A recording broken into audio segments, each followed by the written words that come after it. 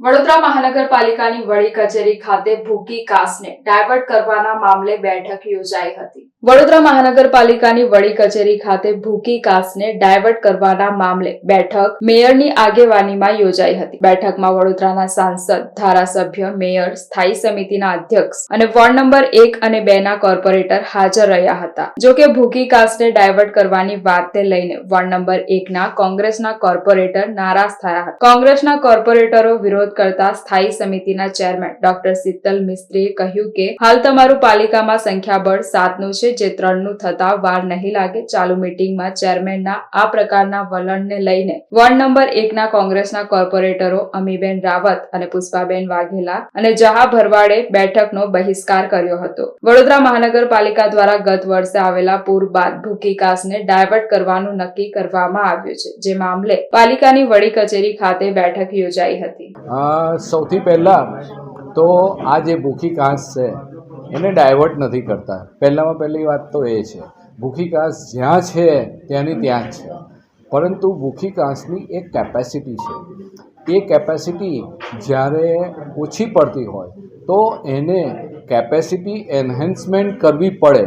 એના પાણીનો નિકાલ જો ના કરીએ તો પ્રજા વર્ષોથી જે પ્રશ્નનો સામનો કરી રહી છે એના એ જ પ્રશ્ન રહે, અને એના ટેકનિકલ સોલ્યુશન કરીને અમે એને બીજો રસ્તો બતાવ્યો છે કે જ્યાં આગળ મિનિમમ હિન્ડ્રન્સ એટલે કે લોકોના મકાનો તોડ્યા વગર, કોઈ પણ લોકો હોય આજે જો કોર્પોરેશને એને મંજૂરી આપેલી હોય એવા મકાનો તોડી અથવા તો એવા મકાનોને સંપાદન કરી એમને પૈસા આપીને વિસ્થાપિત કરવું, એના કરતાં ઇઝી સોલ્યુશન હોય એ જ હંમેશા અપનાવાય।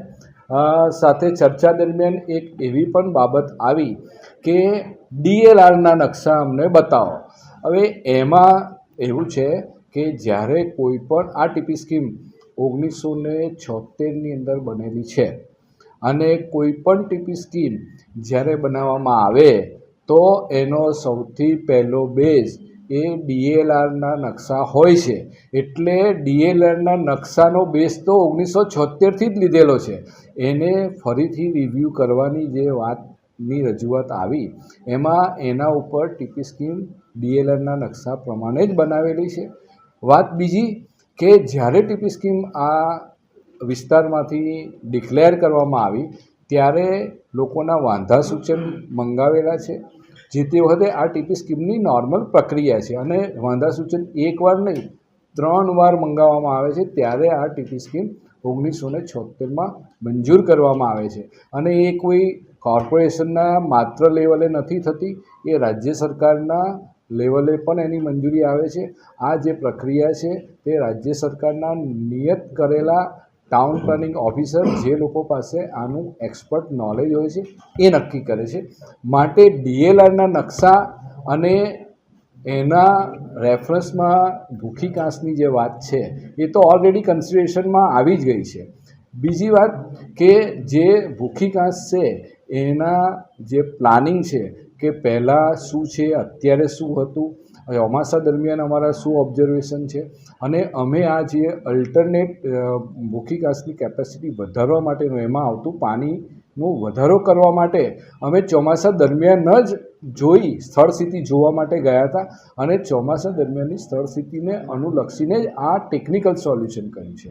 બીજી વાત આવે છે કે જ્યારે પણ આજે મિટિંગ થઈ એની અંદર જે લેવલ હતા, જે આ પાણી ભરાવાની સમસ્યાના લેવલોને અમે કાલાઘોડાના વિશ્વામિત્રીના લેવલોની સાથે સાંકળીને અમે એના એક ડિજિટ સાથે સમજાવ્યું કે કાલાઘોડા પર 40 ફૂટ કે 42 ફૂટ પાણી આવે ત્યારે અહીંયાનું લેવલ શું આવે છે એ પણ સમજાવ્યું। એટલે મારી માન્યતા પ્રમાણે કેટલાક સભાસદો ત્યાં સિવિલ એન્જિનિયર પણ હતા, અમારા ધારાસભ્ય પણ સિવિલ એન્જિનિયર હતા, અને એ લોકોને ખ્યાલ આવી ગયો કે આ ટેકનિકલી બરાબર છે, કારણ કે લેવલો સાથે આ લોકો ચર્ચાએ કરી છે, એના ચેન્જીસ પણ બતાવેલા છે।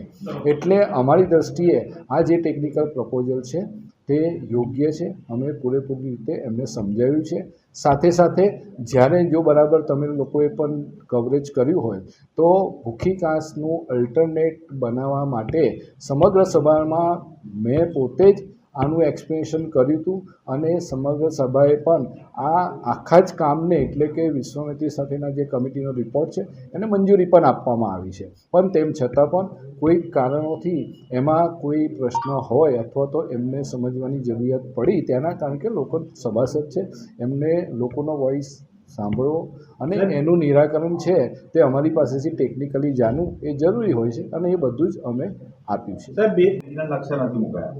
મેં ઓરિજિનલ નકશા આજથી 3-4 મહિના પહેલાંની સામાન્ય સભામાં બતાવ્યા હતા.